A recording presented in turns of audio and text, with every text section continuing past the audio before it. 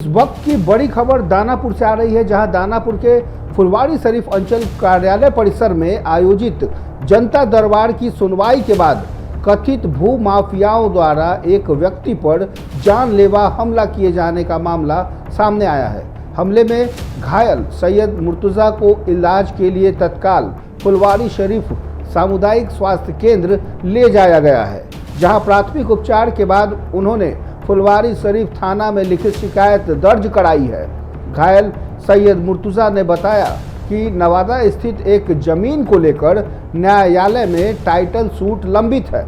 इसी विवाद को लेकर दूसरे पक्ष द्वारा फुलवारी शरीफ थाने में आवेदन दिया गया था, जिसके आधार पर दोनों को शनिवार को अंचल कार्यालय बुलाया गया था।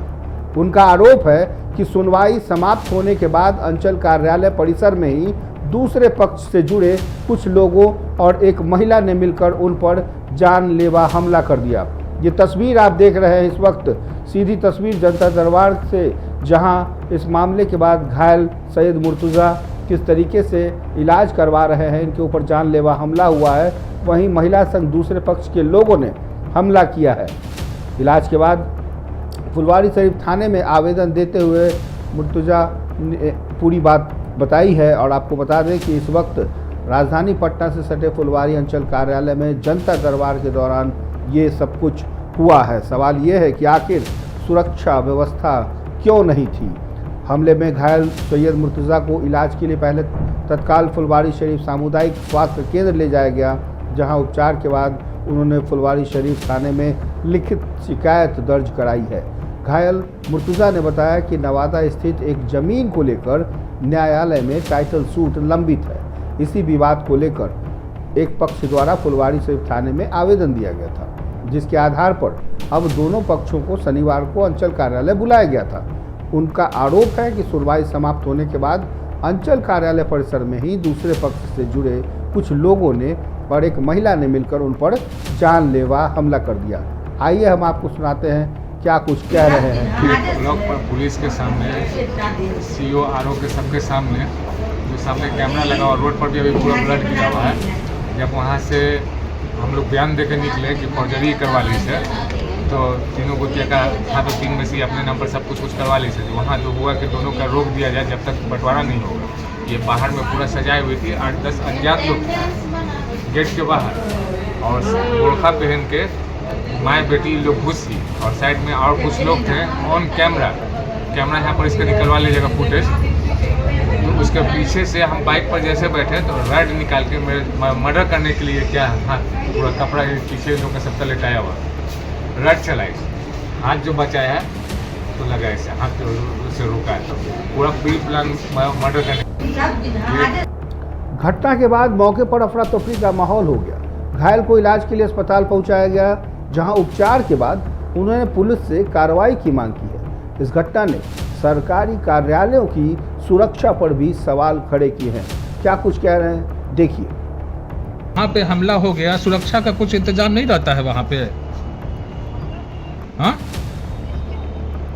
क्या बोल रही हैं? ये इनका जो विरोधी पक्ष जो लोग है वो लोग इस पर जानलेवा हमला किया है। कहाँ पे? कैंपस के अंदर? हाँ, कैंपस के अंदर में कि भैया यहाँ पर जनता दरबार लगता है, सीओ लगाती हैं जनता दरबार, और एक तो सुरक्षा का इंतजाम नहीं है, तब क्या समझे। कल से हम अपने कैमरामैन को, वो तो बहुत जरूरी है, वहाँ पर 3 खाना बैठा रहता है वहाँ, और गैदरिंग हो जाता है कि हम महिलाओं को भी बहुत दिक्कत होता है। इतना आवेदन वहाँ आ ही रहा है कि उसको अलग से व्यवस्थित करना पड़ेगा। एक लोगों के बस की बात नहीं है पूरा, और आज जनता दरबार खुद नहीं है।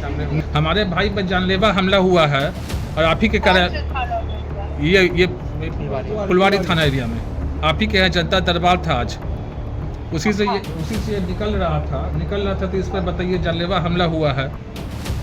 ये सब चीज़ तो शॉकिंग है ना। थोड़ा देखिए, आप किसको रिपोर्ट करती हैं? डीएम को करती हैं? डीएम को करेंगे, पहले तो हम थाना से, थाना ऑलरेडी बैठा होगा। थाना को तो हम एसपी को भी बोले हैं। ठीक है, ठीक है मैम। तो फिर आप थाना वहाँ 3 थाना के रहते हुए ऐसी घटना कैसे हो सकती? 3 थाना वहाँ पे था, वहाँ 6 थाना होगा, 6 थाना लोग बैठे होंगे। ठीक है। आप नोट कर दीजिए और छीछे छाने के बीच में ऐसी घटना कैसे होगी? नहीं अभी तो वही हम इसीलिए हम खुद कह रहे हैं कि हम अब खुद देखते हैं इसको। ठीक है, कैमरा के सामने हुआ है बहुत कैमरा। बहुत ज्यादा गैदरिंग हो रहा है। नहीं, हम नया ट्रांसफर हुआ है, ऐसे एक ही चलता दरबार सीसीटीवी, दूसरा था हाँ, चलता सीसीटीवी में भी फुटेज में है। ठीक है ना, ठीक है, ठीक है। उल्लेखनीय है कि कुछ महीने पहले भी पटना के छज्जूबाग स्थित रजिस्ट्री ऑफिस में भी कैंपस में गोलीबारी की घटना हुई थी। ऐसे में लगातार सामने आ रही घटनाएं सरकारी दफ्तरों की सुरक्षा व्यवस्था पर गंभीर प्रश्न चिन्ह लगा रही है। फिलहाल पुलिस आवेदन के आधार पर मामले की जांच में जुट गई है। घटना के संबंध में दूसरे पक्ष का बयान सामने आना अभी बाकी है, लेकिन इतना जरूर है कि जिस तरीके से जानलेवा हमला हुआ है यह एक सुरक्षा पर बड़ा सवाल है, क्योंकि जनता दरबार का मतलब ही होता है भीड़ का होना, क्योंकि इतने फरियादी हैं, इतनी शिकायतें हैं कि लोग इस जनता दरबार के जरिए चाहते हैं कि अपनी समस्याओं का निपटारा हो। बात चाहे मुख्यमंत्री सम्राट चौधरी की हो, बात चाहे उप मुख्यमंत्री की हो या मंत्री की हो, अलग अलग डिपार्टमेंट पार्टी कार्यालय में भी लोग जनसंवाद कार्यक्रम करते हैं, जनता दरबार लगाते हैं ताकि जनता की समस्याओं का समाधान हो सके। लेकिन अगर वहाँ सुरक्षा व्यवस्था नहीं होगी तो फिर आखिर जनता के ऊपर क्या ऐसे ही जानलेवा हमला होता रहेगा? फुलवारी शरीफ इतना बड़ा इलाका है, अंचल कार्यालय में जब आप जनता दरबार के लिए जनता को आमंत्रित करती हैं तो ये प्रशासन और सरकार की एक जिम्मेदारी और जवाबदेही बनती है कि उस जनता दरबार में आने वाले जो फरियादी हैं कम से कम उनकी हिफाजत हो सके। फुलवारी शरीफ में आज जो दिखा वो व्यवस्था नहीं, ये पूरी तरीके से अव्यवस्था थी। बुजुर्ग थे, महिलाएं थी, लेकिन परेशान, और सुरक्षा के नाम पर कुछ भी नहीं। प्रशासन का वादा हर बार की तरह इस बार भी यही होता है कि अगली बार इंतजाम बेहतर होगा, पर सवाल ये है कि क्या किसी हादसे का इंतजार है क्या?